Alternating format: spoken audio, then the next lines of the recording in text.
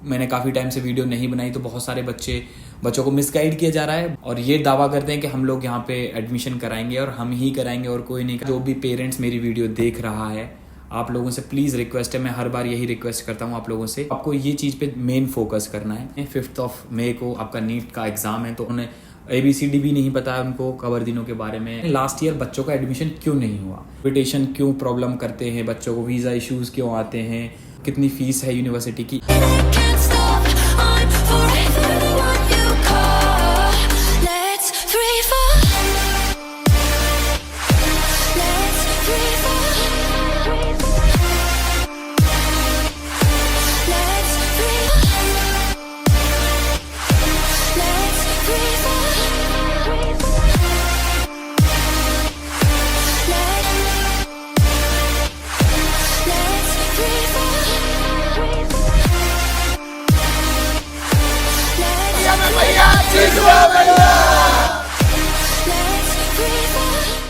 So hello guys, हर हर महादेव। कैसे हैं आप लोग? उम्मीद करता हूँ सब लोग अच्छे होंगे, बेहतरीन होंगे, मस्त होंगे एकदम। और होप सो आपको मेरी इंस्टाग्राम पे अपडेट मिलते रहते होंगे। सबसे पहले तो आप इंस्टाग्राम पे जाइए, लिंक डिस्क्रिप्शन बॉक्स में है, आप इंस्टाग्राम पे फॉलो कीजिए, क्योंकि मोस्टली चीज़ें मैं वहीं पे आप लोगों को अपडेट करता हूँ और वहीं पे करूँगा। तो आप इंस्टाग्राम जाइए और उसी के जस्ट नीचे व्हाट्सएप का मेरा नंबर है, लिंक है व्हाट्सएप के नंबर की, आप मेरे को व्हाट्सएप पे भी कनेक्ट कर सकते हैं। आपको कोई भी क्वेश्चन क्वेरी है, आप एनी टाइम मेरे को मैसेज करके पूछ सकते हैं। कुछ दिनों से मैं बिजी था, आप लोगों के सवालों का जवाब नहीं दे पाया, काफ़ी सारे स्टूडेंट्स के मैसेज पेंडिंग पड़े हैं मेरे पास। बट आप निश्चिंत रहिए, आज से मैं आपको बिल्कुल प्रॉपर समय देने वाला हूँ। आपको कोई भी क्वेश्चन है आप कमेंट कर सकते हैं, डिस्क्रिप्शन बॉक्स में लिंक मेरे व्हाट्सएप की और इंस्टाग्राम की है, आप वहाँ से मेरे से कनेक्ट कर सकते हैं। व्हाट्सएप नंबर पे मैसेज कर सकते हैं, नंबर नीचे लिखा हुआ है, आपका स्क्रीन पर आ रहा होगा।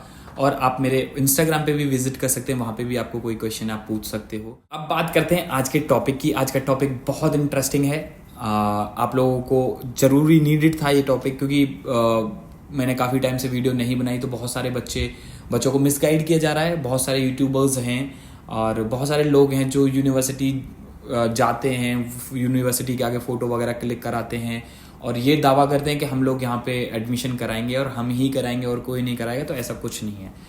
बात करते हैं कबरदीनो बालकेरिया स्टेट यूनिवर्सिटी की, तो आप वहाँ पे एडमिशन किसी के भी थ्रू ले सकते हो, ये आपका चॉइस है, आपका फ्रीडम है।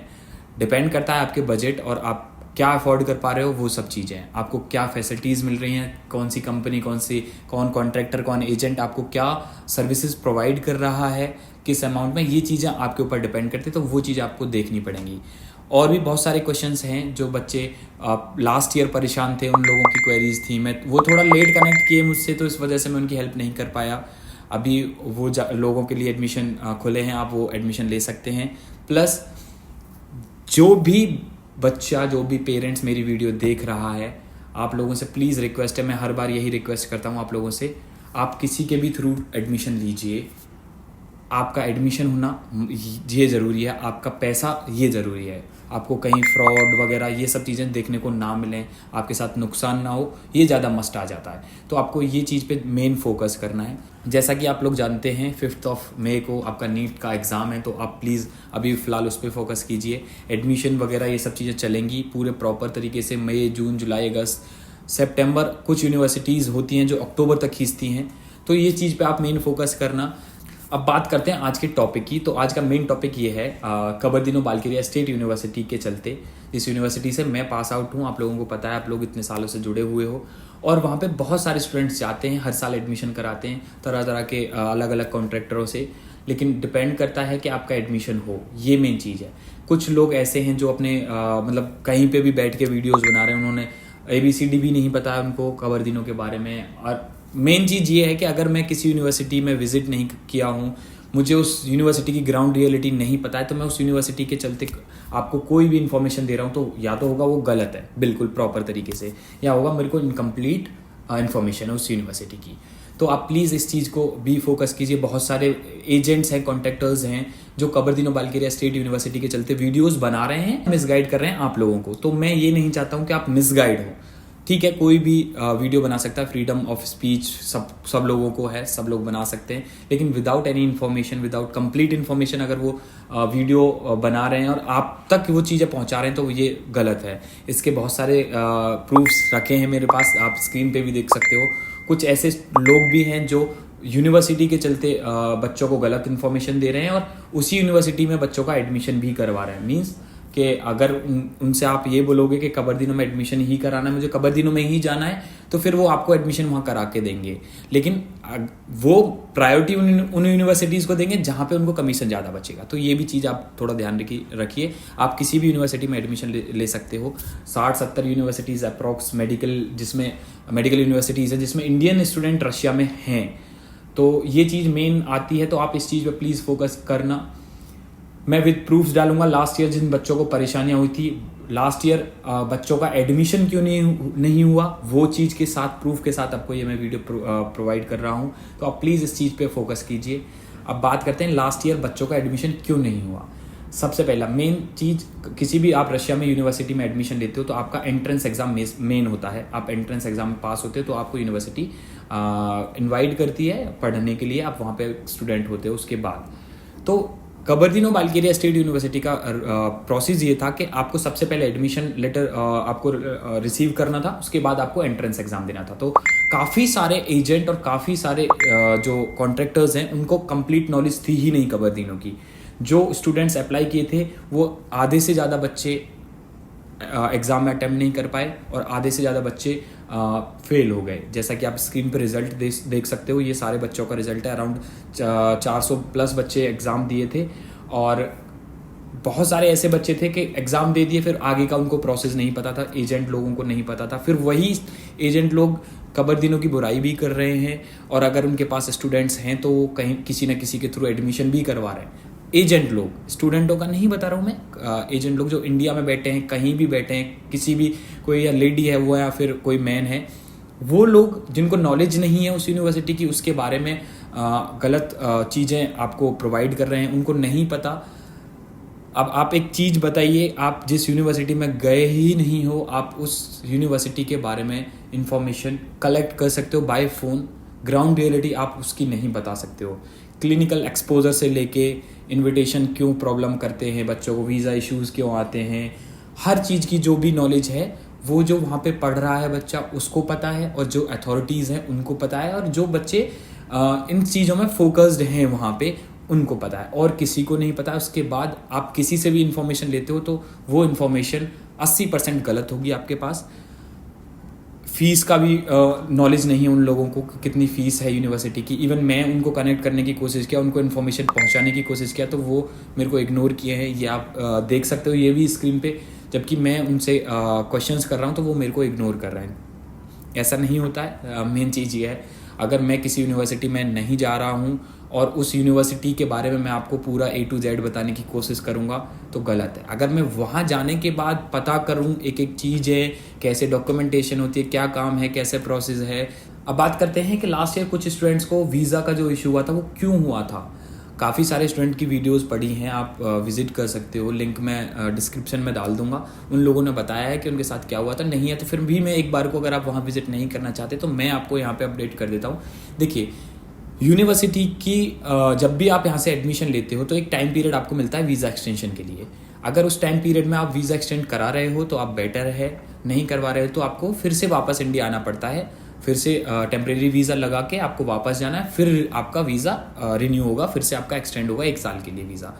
अब ये प्रॉब्लम कहाँ है, लास्ट ईयर कुछ स्टूडेंट्स को वो लेट हो गए, कुछ यूनिवर्सिटी की हल्की सी मिस्टेक हो गई थी और कुछ बच्चों की वजह से। तो यूनिवर्सिटी ने उनको अपने खर्चे पे वापस इंडिया भेजा। ठीक है जी, आप वीज़ा लगवा के आइए। यूनिवर्सिटी का इशू था वो, और बच्चे सब नॉर्मल हैं, सब पढ़ रहे हैं, वापस भी चले गए। 1.5-2 महीने हो गए उनको वापस गए हुए, सब चीज़ नॉर्मल है वहाँ पे। कोई आपको गलत इन्फॉर्म कर रहा है वहाँ के चलते तो आप प्लीज़ इग्नोर करें। तो कोशिश कीजिए वहाँ के बच्चों से कनेक्ट करने की, उनको ज़्यादा नॉलेज रहेगी, वो बेटर ऑप्शन रहेगा आपका इन कंपेरिजन ऑफ किसी भी एजेंट, कॉन्ट्रैक्टर या फिर किसी भी एनीबडी आप अप्लाई कर रहे हैं उनके थ्रू। तो बेटर है आप पहले इन्फॉर्मेशन कंप्लीट निकालें उस यूनिवर्सिटी के बारे में। अब बात करते हैं कबरदीनों बल्गेरिया स्टेट यूनिवर्सिटी की ऑफिशियल फीस क्या है। देखिए, कबरदीनों की ऑफिशियल फीस 2,19,700 रूबल है। ये रूबल में मैंने आपको बताया, ये साल की ट्यूशन फीस है। उसके अलावा 500 रूबल जो होंगे आपके कमीशन लगते हैं जब आप फ़ी पे करते हो। आप चाहे तो वहाँ पे बैंक में जाके डायरेक्ट पे कर सकते हो, आप चाहो तो अपने अकाउंट से भी पे कर सकते हो वहाँ पहुँचने के बाद।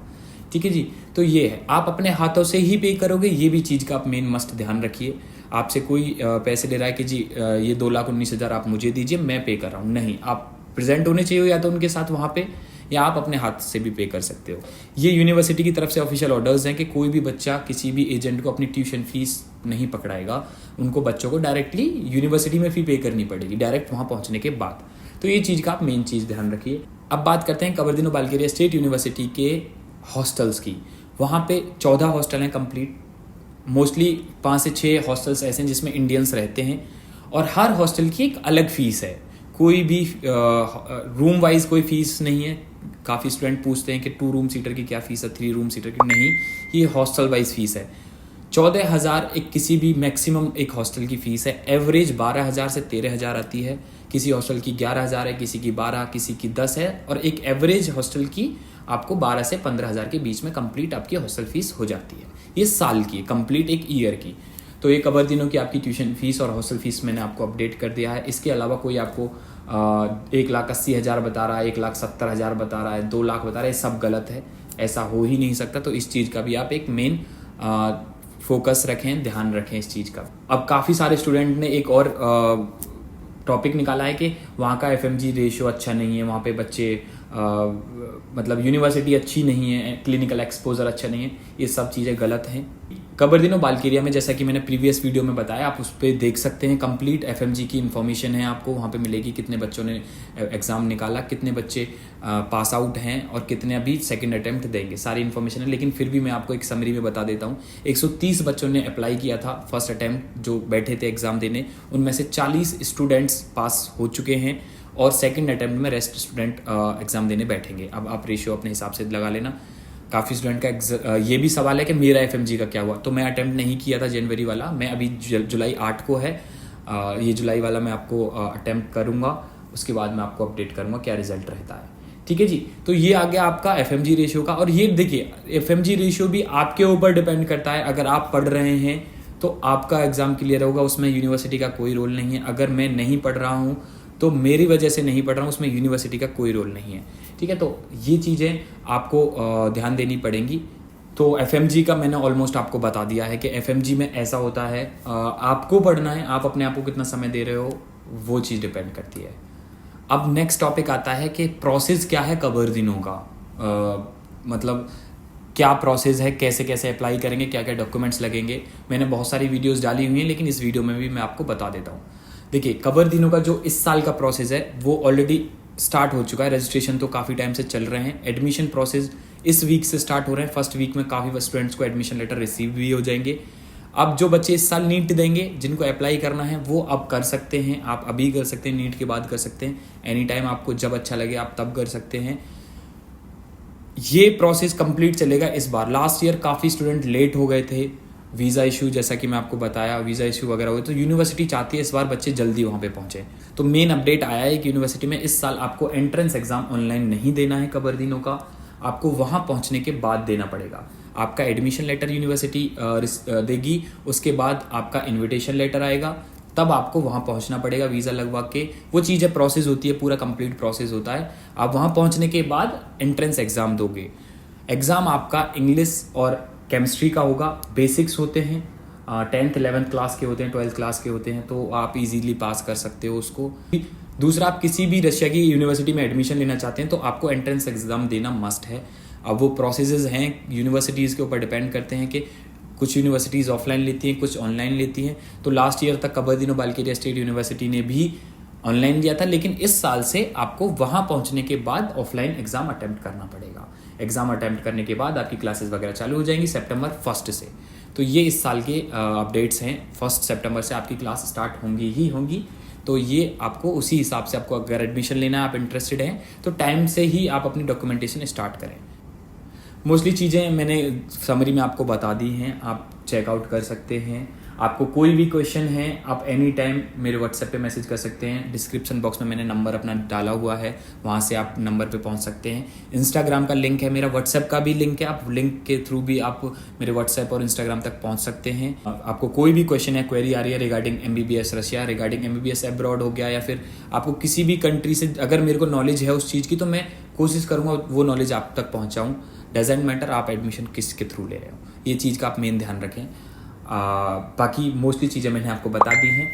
मेरा नंबर नीचे लिखा हुआ भी है, अगर आप लिंक तक नहीं पहुंच पा रहे हैं तो आप डायरेक्ट दूसरे फ़ोन पे नंबर टाइप करके मेरे को कॉल कर सकते हैं। सो गाइस, बात करते हैं नीट की। तो 5 मई को नीट का एग्ज़ाम है। आप लोगों का एडमिट कार्ड वगैरह भी आ चुके होंगे, आप लोग निकलवा सकते हैं। आपके पास समय है, आप समय दीजिए नीट के लिए। ऑल द बेस्ट आप लोगों को। अच्छे से करिए, घबराना नहीं है, मस्त तरीके से देना है, पॉजिटिव माइंड से देना है। उसके बाद आपके प्रोसेसेस आते हैं एडमिशन वगैरह के, ये सब चीज़ें चलती रहेंगी। आपके पास टाइम पीरियड है, अभी कोई जल्दी नहीं हुई है, तो आप ये चीज़ पे भी फोकस कर सकते हो। तो काफ़ी सारी चीज़ें मैं आपको अपडेट कर दिया हूँ। इसके अलावा भी कोई क्वेश्चन है, नीचे सारी चीज़ें दी गई हैं। तब तक के लिए मिलता हूँ आपको। जय श्री महाकाल, हर हर महादेव, जय श्री राम।